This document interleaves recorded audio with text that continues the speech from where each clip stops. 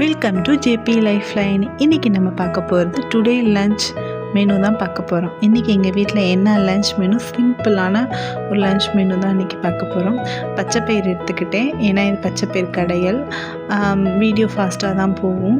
பச்சைப்பயிறு கடையில் நம்ம தண்ணி ஊற்றிக்கலாம், நல்லா அலசிட்டு ஜீரகம், எண்ணெய், விளக்கெண்ணெய் ஊற்றிக்கலாம்.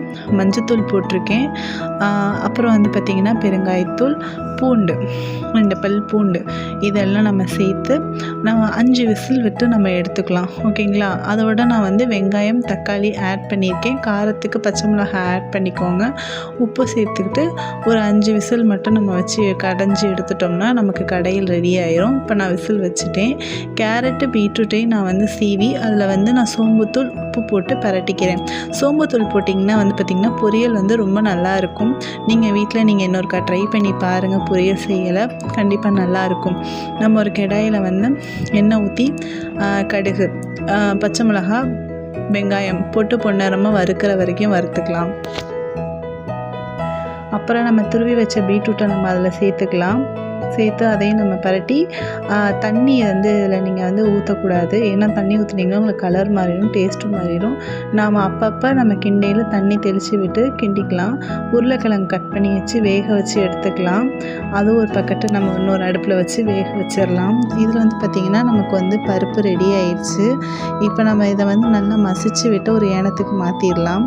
அடுத்தது பார்த்திங்கன்னா பொரியலும் வெந்துருச்சு. நம்ம தேங்காய், திருவண்ண தேங்காய் அதில் போட்டு ஒரு கிண்டி வச்சுட்டு நம்ம ஒரு லைட்டாக சூடுபடுத்திடணும். ஏன்னா நீங்கள் தேங்காவை போட்டு சில பேர் அப்படியே இறக்கிட்டிங்கன்னா கொஞ்சம் நாளில் கெட்டு போயிடும். நம்ம தேங்காவை போட்டு கொஞ்சம் கிண்டி அதுக்கப்புறம் நம்ம இறக்கி வச்சிட்டோம்னா அந்த பொரியல் கெட்டு போகாமல் கொஞ்சம் நேரத்துக்கு இருக்கும். அடுத்தது பார்த்திங்கன்னா உருளைக்கிழங்கு வறுவல். வீடியோ இதில் ஃபாஸ்ட்டாக போயிருக்கும். நான் அதை தெரியாமல் நான் மொபைல், என்னோடய இதில் மொபைலில் ஃபாஸ்டிங், ஸ்லோவும் ரெண்டுமே இருக்குது. சரி, நம்ம எடிட்டில் ஃபாஸ்ட் பண்ணுறதோட வீடியோ எடுக்கையிலே நம்ம ஃபாஸ்ட் பண்ணி எடுத்துடலான்னு நினச்சி எடுத்தேன். பட் அது நல்லா இல்லை. இந்தமாரி அப்படி எடுக்கக்கூடாது. இதுமாரி தான் நம்ம எடுத்து வேணால் எடிட்டிங்கில் ஃபாஸ்ட் கொடுத்துக்கலாம். நான் தெரியாமல் அதில் கொடுத்துட்டேன். அதனால் வீடியோ அது ஃபாஸ்ட்டாக போயிடுச்சு.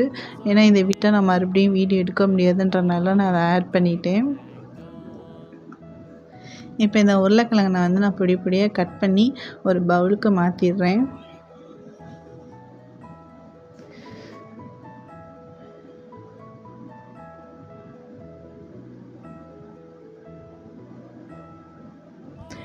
இந்த உருளைக்கிழங்குல நான் என்னென்ன மசாலா சேர்க்க போகிறேன் அப்படின்றத நான் நிறைய மசாலா இதில் நான் சேர்த்துருக்கேன். ஆனால் என்னென்ன மசாலா சேர்த்தேன்றதை நான் சைடில் நான் உங்களுக்கு பின் பண்ணிடுறேன். நீங்கள் அதை பாருங்கள். நான் என்னென்ன மசாலா சேர்த்துருக்கேன்றதை நான் பின் பண்ணிடுறேன். நீங்கள் அதை பார்த்துக்கோங்க. ஓகேங்களா? ஆனால் இப்போ நான் ஓரளவு நான் சொல்லிடுறேன். மஞ்சத்தூள் சேர்த்துருக்கேன், மிளகாத்தூள் சேர்த்துருக்கேன், மல்லித்தூள் சேர்த்துருக்கேன், கறி மசாலா, அதாவது சக்தியில் இருக்கக்கூடிய கறி சக்தி மசாலா, அதையும் நான் சேர்த்துருக்கேன். சோம்புத்தூள், சீரகத்தூள், மிளகுத்தூள், இதெல்லாம் நான் சேர்த்துருக்கேன். இதெல்லாம் சேர்த்து அப்புறம் பார்த்திங்கன்னா உப்பு கொஞ்சம் லைட்டாக சேர்த்து எண்ணெய் கொஞ்சம் லைட்டாக ஊற்றி அப்படியே நான் பிரட்டிக்குவேன். நீங்கள் வேணால் நீங்கள் கையில் பிரட்டிக்கிட்டாலும் சரி, இல்லை கரண்டியில் மிக்ஸ் பண்ணி நீங்கள் பிரட்டிக்கிட்டாலும் சரி. நான் கரண்டியில் வேக வச்சதுனால எனக்கு கரண்டியில் ஒட்டுன்றனால நான் கையில் பிரட்டினேன். கையில் நான் பிரட்டினேன்னா எனக்கு ஒரு சமயம் ஒத்துக்கும், ஒரு சமயம் பார்த்திங்கன்னா கையெல்லாம் எனக்கு எரிச்சல் கொடுக்க ஆரம்பிச்சிடும். அதனால் நான் அப்படியே குலுக்கிக்கிறேன். நான் அதில் போட்டு மசாலா போட்டு நம்ம குலுக்கணுன்னா அது ஒன்றோட அந்த மசாலா ஒட்டிக்கும்.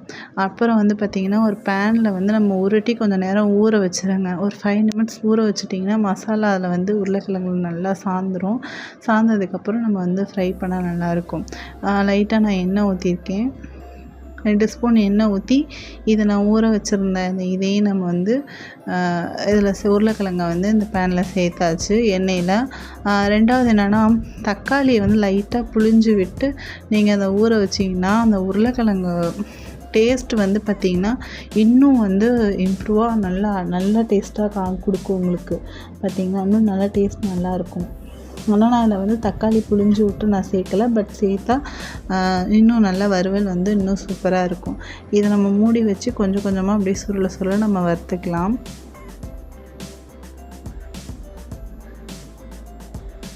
இன்றைக்கான வந்து லஞ்ச் மெனு வந்து பார்த்திங்கன்னா நான் சாதம் வடிச்சிருக்கேன், பச்சைப்பயிறு வந்து கடையில் குழம்பு வச்சுருக்கேன், பீட்ரூட்டும் கேரட்டும் சேர்ந்த பொரியலும், உருளைக்கிழங்கு வறுவல் ப்ளஸ் வந்து மாம்பழம். இன்றைக்கி இதை ஃபுல்லாக நம்ம சேர்த்து இந்த மெனுவை வந்து நம்ம இதோட முடிக்கிறேன். இது வந்து சிம்பிள் மெனு தான். இந்தமாரி நீங்கள் வந்து உருளைக்கிழங்கு வறுத்தீங்கன்னா உங்களுக்கு வந்து தயிர் சாதம், லெமன் சாதம் காலையில் ஸ்கூலுக்கு வந்து பிள்ளைங்களுக்கு கட்டி கொடுக்குறதுக்கு இது இன்னும் ஈஸியாக இருக்கும்.